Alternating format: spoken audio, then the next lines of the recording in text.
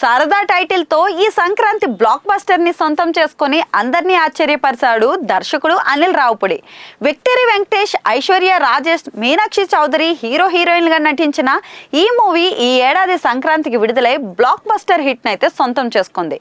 Crime element కు family emotion ని జోడించి అనిల్ రావుపుడి చేసిన మ్యాజిక్ బాక్స్ ఆఫీస్ వద్ద రికార్డు స్థాయి వసూళ్లని రాబట్టి ట్రేడ్ వర్గాలనే విస్మనీయానికి అయితే గురి చేసింది.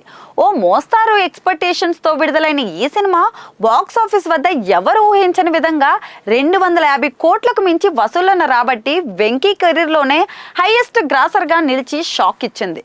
ఇక సింపుల్ స్టోరీతో అనిల్ అద్భుతం చేయడంతో అతనిపై మెగాస్టార్ కన్నుపడడం, అతనికి సినిమా ఇవ్వడం అయితే తెలిసిందే.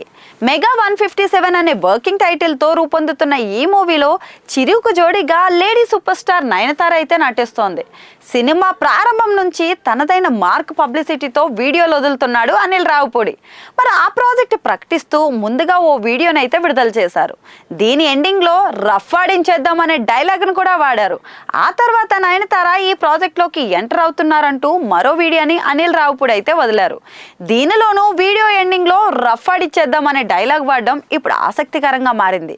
సంక్రాంతికి వస్తున్నాం టైటిల్ ను కూడా ఇలాగే వాడేసి చివరికి అదే టైటిల్ ని ఫైనల్ చేసిన అనిల్ రావుపుడి ఇప్పుడు మెగా 157 కోసం రఫ్ ఆడించేద్దాం డైలాగ్ ని వాడేస్తూ టైటిల్ హింట్ ఇచ్చినట్టుగా తెలుస్తోంది. ఇక గ్యాంగ్ లీడర్ లో చిరు వాడే ఊత పదం రఫ్ ఆడించేద్దాం.